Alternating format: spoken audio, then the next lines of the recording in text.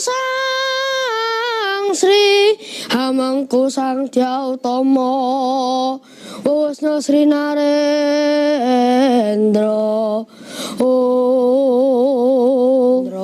Asik. Susah loh ini, ya. Dan untuk tahu siapakah guru yang mengajarkan sang dalang cilik, kita lihat video berikut ini. Kemahirannya sebagai penabuh kendang dan gamelan memacu hasratnya untuk terus mengembangkan kemampuan dirinya hingga menguasai seni dalang. Kini, pria asal Malang yang akrab disapa Mbah Warno memilih untuk mengabadikan diri sebagai pengajar dalang dan karawitan dan telah banyak melahirkan dalang-dalang cilik. Nama saya Suwarno, pengajar dalang kecil. Yang melatar belakangi kenapa saya bisa ngajar dalang, itu sebenarnya niatannya itu bukan ngajar dalang, tapi waktu itu saya kursus dalang memang. Kursus dalang itu supaya mengerti dengan wayang, supaya ngerti dengan adegan wayang. Ketika nggarap iringan wayang, menjadi tahu persis apa sih sebenarnya dan bagaimana sebenarnya wayang itu. Karena megang wayang itu tidak sama dengan megang alat lain. Minimal ketika megang wayang, plek, wayangnya itu tidak sebagai alat, tapi sebagai media. Mengajarkan seni wayang kepada anak-anak, besar harapan Suwarno bahwa generasi muda tidak kehilangan akar budayanya sendiri. Anak-anak muda, generasi kita, generasinya orang Jawa, ketika nonton wayang menjadi tidak mengerti wayang, tidak mengerti ceritanya wayang, karena tidak tahu bahasanya wayang. Banyak ajaran dan nilai luhur yang sejatinya bisa diterapkan sejak dini melalui seni wayang.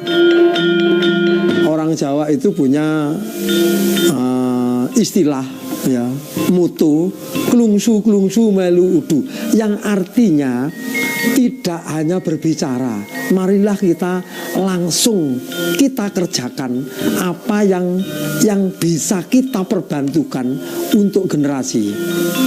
Paling tidak ketika bahasa Jawa itu dipelajari mulai dini, maka tidak akan salah lagi, mereka akan mengerti dengan bahasanya wayang. Karena di sana sudah penuh dengan ajaran-ajaran, dengan ajaran-ajaran sopan santun, ajaran-ajaran unggah-ungguh, etika. Itu di sana penuh sekali. Nah, Mbak Warno kan sekarang punya sekolah dalang. Iya. Saya bisa sebut sebagai sekolah dalang. Iya. Dan murid Anda sekarang berjumlah? Sampai sekarang sekitar 36. 36 semuanya dari awal Anda dirikan. Dari awal. Ya. Nah, saya dengar ada dari Australia, ada dari beberapa negara-negara lain ya. Iya. Nah, itu bisa ketahuan sampai ke sana, gimana ceritanya? Ketika ada pertukaran mahasiswa, itu tidak tahu di Unmuh atau di UIN, itu biasanya mesti mengikuti ke Sanggar. Oh, mampir ke Sanggar Anda? Ya, mampir ke Sanggar.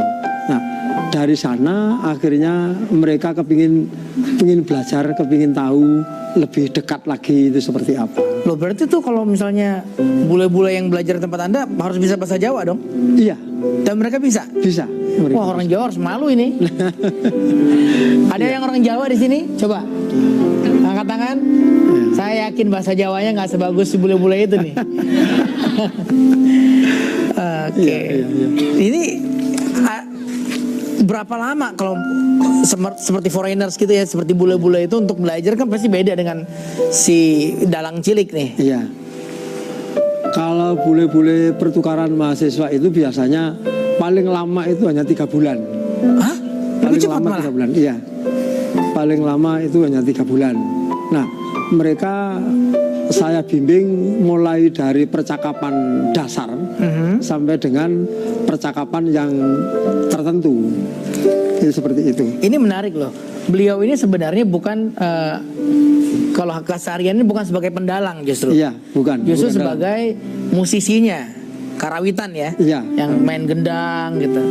Tapi ngajarnya malah ngedalang.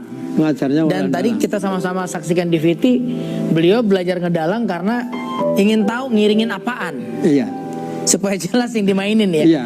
Tapi malah yang Anda ajarkan adalah akhirnya berdalang, bukan Berdalang, iya. bukan main gendangnya. Main gendangnya ya. Apa? Kenapa itu Pak?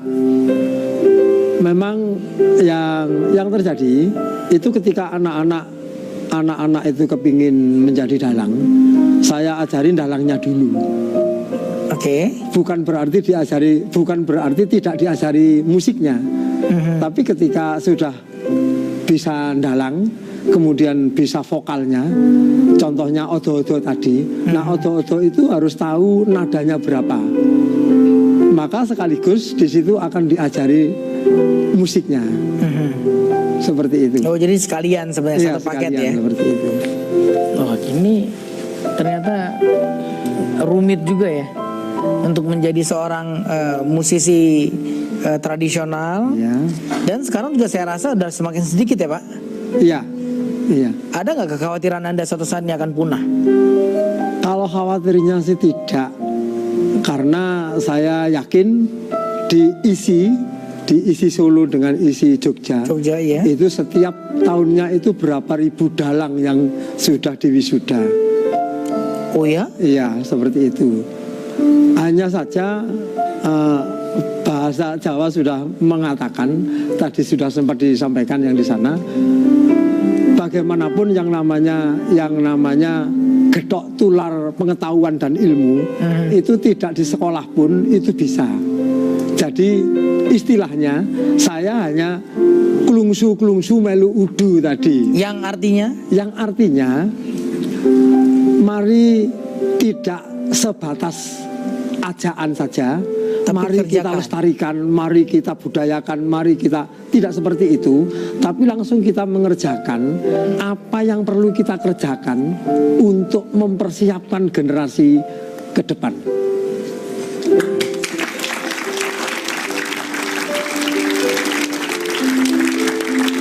Dan beliau sudah membuktikan ya, sudah membuktikan tuh nggak hanya diam ya Pak ya, Iya. nggak hanya kacak-kacak doang, tapi Tidak. kerjain gitu ya. Tidak acak-acak doang, langsung kita kerjakan apa yang harus kita kerjakan. Kalau saya boleh tahu Pak, dalam 1 bulan ada berapa pementasan biasanya? Biasanya pementasan itu 6 bulan. 6 bulan itu dalam bentuk parade. Maksudnya 6 bulan sekali gitu? Iya, 6 bulan sekali itu anak-anak didik saya itu saya paradekan. Oh oke. Nggak, yang saya maksud Anda sebagai senimannya, sebagai pelakonnya. Kalau dihitung kira-kira 1 bulan itu minimal ada 4 pementasan. Cukup itu untuk kebutuhan hidup? Cukup, insya Allah cukup. Jadi Karena yang jelas moto saya itu bukan uang, tetapi biarlah uang itu yang menghampiri saya. bukan main. Nah, dari murid-muridnya Bapak yang sudah mencapai level, oh ini udah paling ngetop nih, ada nggak tuh? Ada, Di mana sekarang? masih di Malang. Masih di Malang. Kalau yang dari luar negeri? Yang dari luar negeri sekarang ada di Amerika. Di Amerika. Tapi itu orang-orang Amerika atau orang Malang? Orang Amerika, Orang Amerika. Dan dia manggung, manggung juga, ngebawain cerita-cerita Jawa. membawakan cerita-cerita Jawa dan ngendang tari dan bisa gender dan bisa dalang juga. Oke. Saya jadi cemburu nih sekarang. Ya. Cewek itu Mas. Cewek. Tapi Anda ada kekhawatiran nggak sih Pak? Maksudnya ada semacam kecemburuan pada saat orang asing datang ingin belajar, Iya. sementara orang-orang kita sendiri mungkin lebih banyak yang acuh tak acuh gitu. Iya. Itu yang sebenarnya saya juga cemburu. Terus terang, orang luar itu kalau belajar itu tidak setengah-setengah. Di mana kaki berpijak, di situ langit dijunjung tinggi. itu orang luar negeri. Bukan berarti saya ngelem orang-orang luar negeri, tapi itu kenyataannya seperti itu. Contohnya realnya seperti apa, Pak? Realnya seperti ini. Saya punya murid dari Cicagu, cewek itu 2, dan dia belajar dalang, belajar kerawitan, itu sekaligus itu bahasa Jawanya. Bahasa Jawanya kerawitan itu apa? Bahasa Jawanya demung itu apa, dan sebagainya dan sebagainya. Jadi semua alat itu mereka bisa.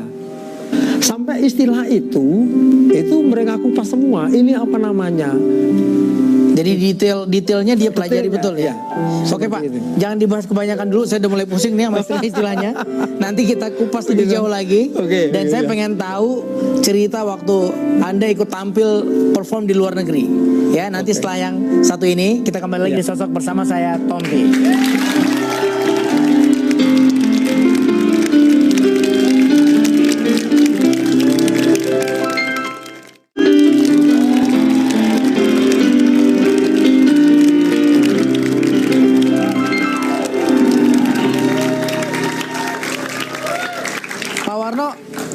Anda kan sering tampil di luar negeri nih, ya, ngebawain dalang.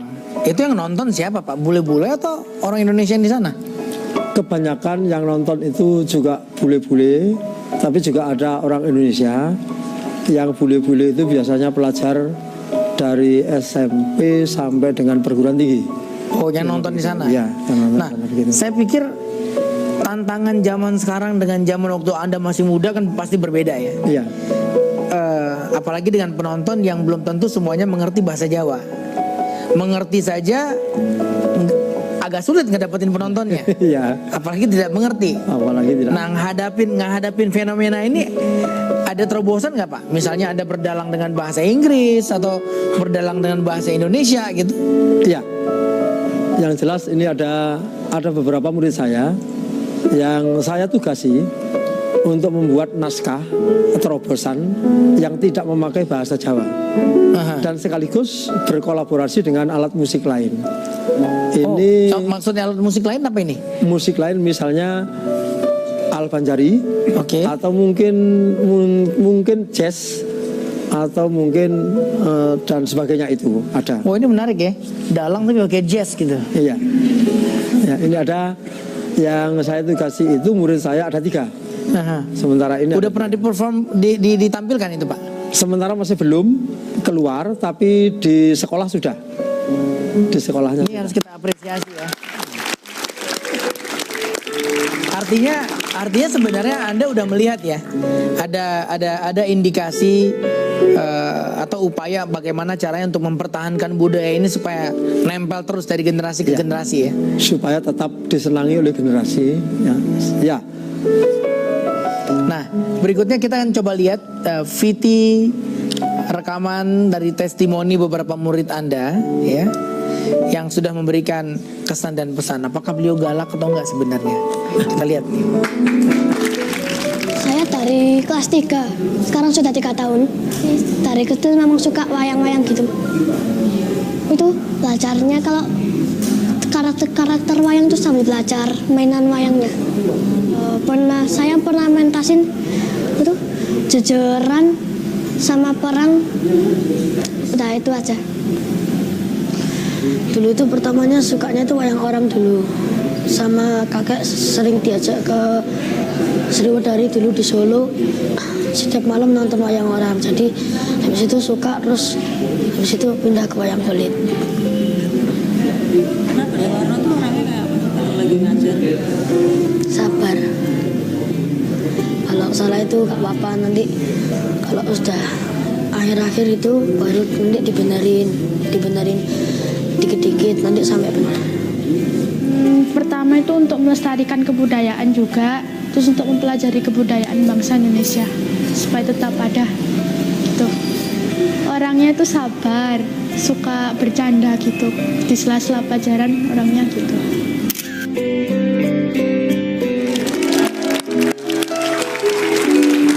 Ternyata orangnya sabar dan suka bercanda. Bukan guru yang galak ya Pak? Iya. Arfa, galak nggak sih beliau kalau lagi ngajar? Tapi disiplin. Kalau bilang jam 3 gitu. Iya. Udah berapa kali perform? 1 kali. Satu kali. Tadi doang.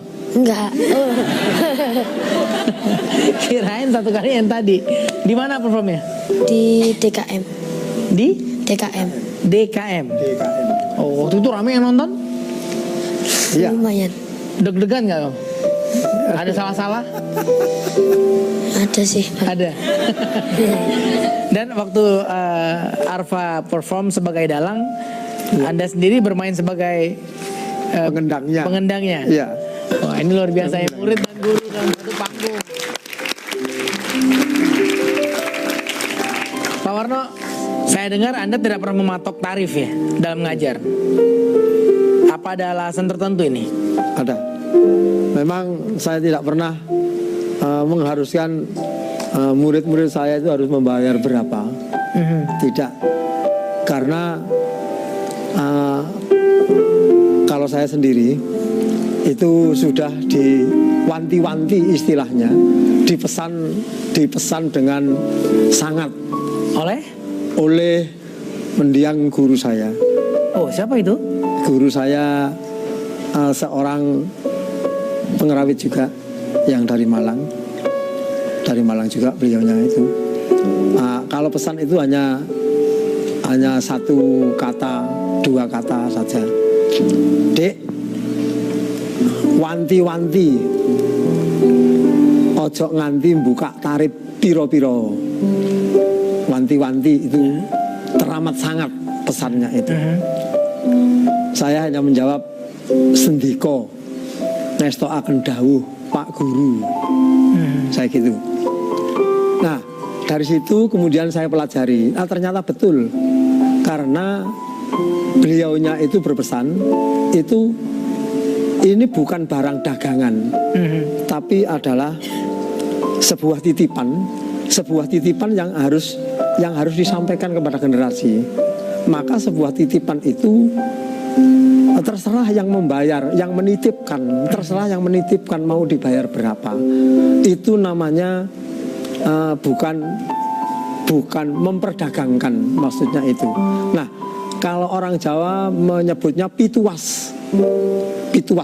Nah, pituase iku mau kebecikan iku manggon ono awake dhewe-dhewe, ora manggon ono ndek wong liya. Nah, maka dari situ saya perhatikan betul bahwa saya tidak boleh mengambil tarif berapapun. Tidak. Jadi seikhlasnya ya.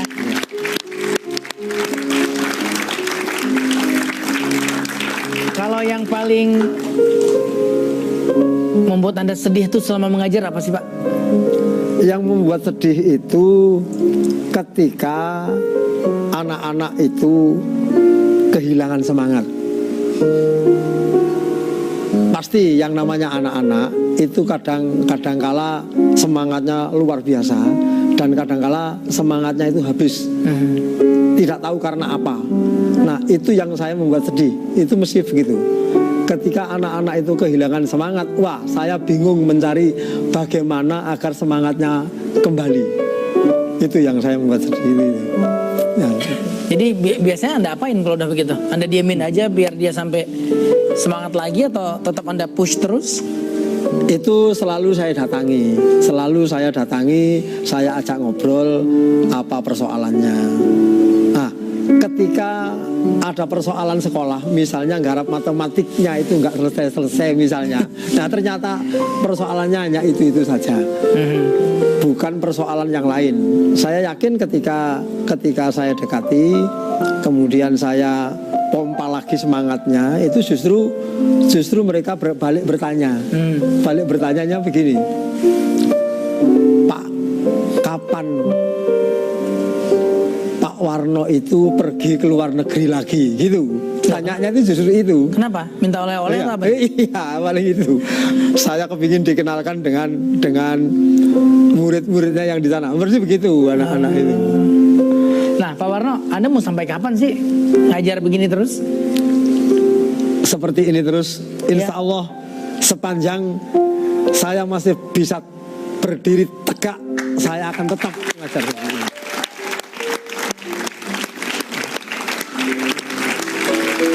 Nah, ini pertanyaan terakhir saya. Apa kepuasan tertinggi atau pencapaian tertinggi Anda hingga saat ini? Pencapaian tertinggi hingga saat ini ketika anak-anak didik saya itu bisa berdiri tegak dengan apa yang saya sampaikan lewat pedalangan atau karawitan. Mereka bisa manggung membawa misi dan visinya sendiri atau titipan dari negara, itu berhasil luar biasa. Itu kepuasan saya di situ, walaupun saya tidak di situ. Asik. Pak Warno, terima kasih banyak ya. Sama-sama. Nih malam ini saya belajar tentang dunia perwayangan, tentang pendalangan sedikit-sedikit, jadi saya jadi lebih tahu. Dan kisah Pak Warno ini sudah di-print dan ditayangkan di Sosok Kompas Selasa 26 April 2016. Ini ada cetakannya. Suwarno mendorong regenerasi dalang, bukan main. Terima kasih Pak. Sama-sama.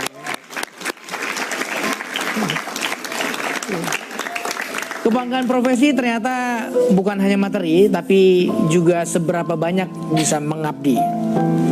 Jangan lewatkan program Sosok episode selanjutnya yang pasti akan lebih banyak lagi kisah-kisah yang menginspirasi.